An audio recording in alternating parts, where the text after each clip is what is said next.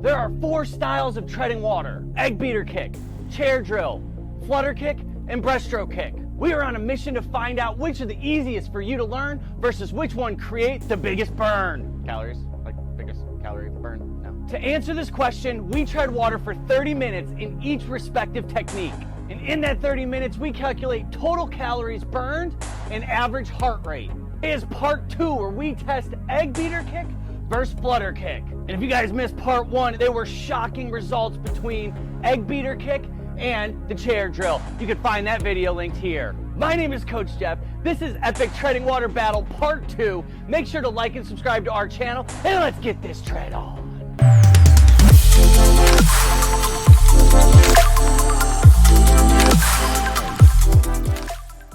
Today we are going to start the first 30-minute tread with flutter kicking. Here's how it's going to be done. We are going to be in a vertical position. We are going to be using just flutter kicking for our kick, and for our hands we're going to do a standard kind of infinity symbol sculling motion. Let's get 30 minutes on the clock.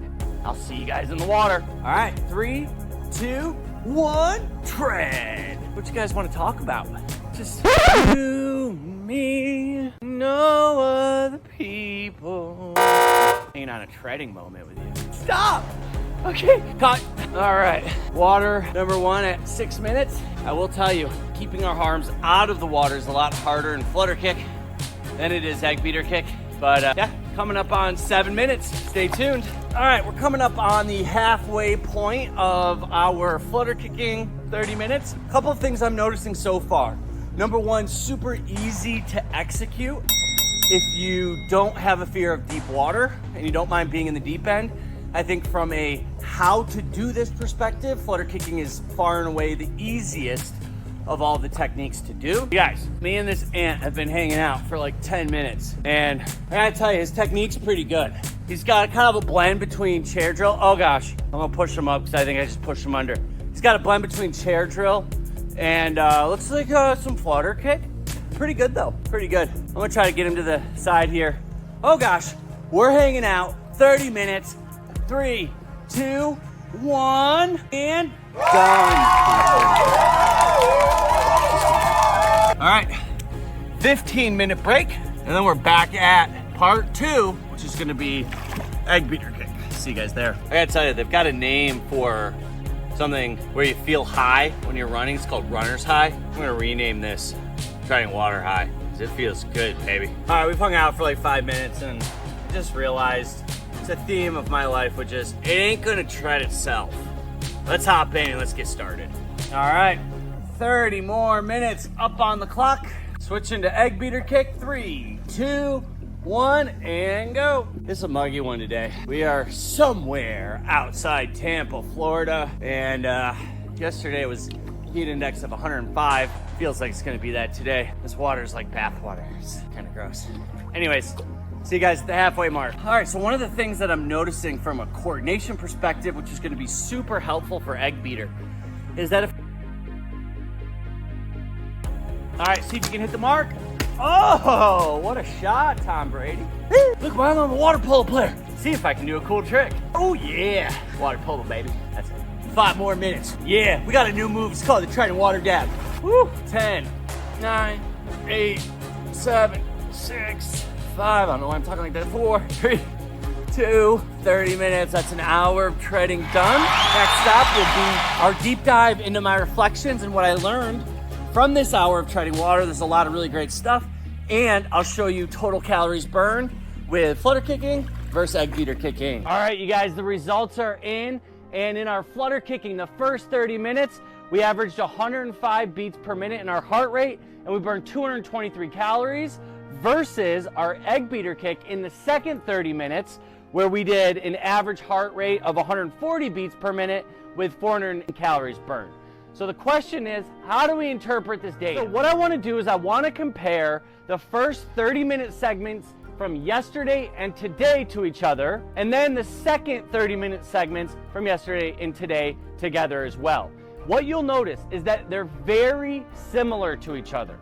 What this tells me is that I'm out of shape, okay? And that the interpretation of the data is not that egg beater kick is somehow easier or harder from a calorie burn perspective, at least from these two sessions, as compared to chair drill or flutter kick.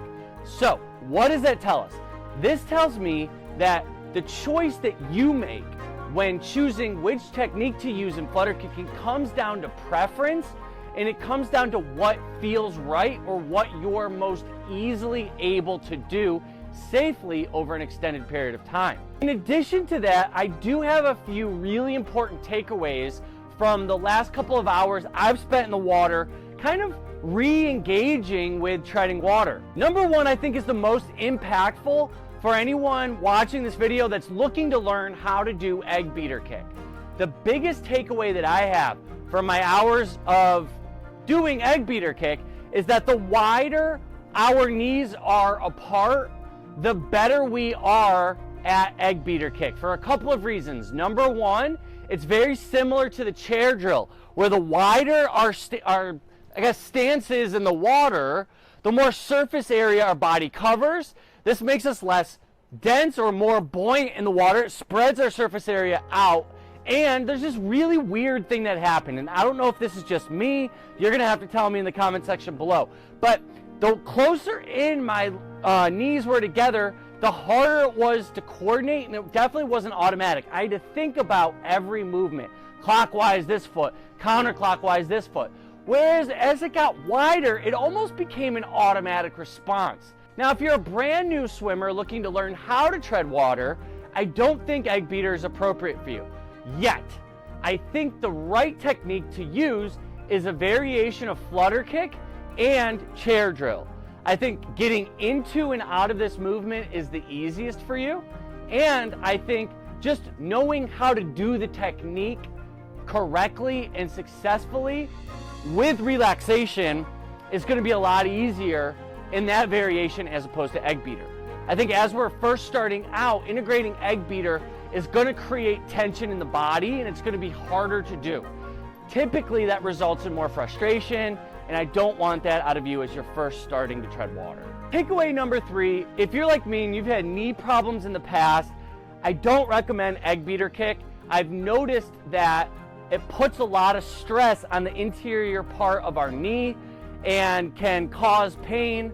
I don't want that for you either, and so I would highly recommend chair drill with flutter kick if you have had knee problems in the past. In conclusion, keep checking back at the Caribe Swim channel. We are going to be dedicated to putting out the best treading water content for you. And in the coming weeks, here's what you can expect. We're going to be doing an egg beater tutorial.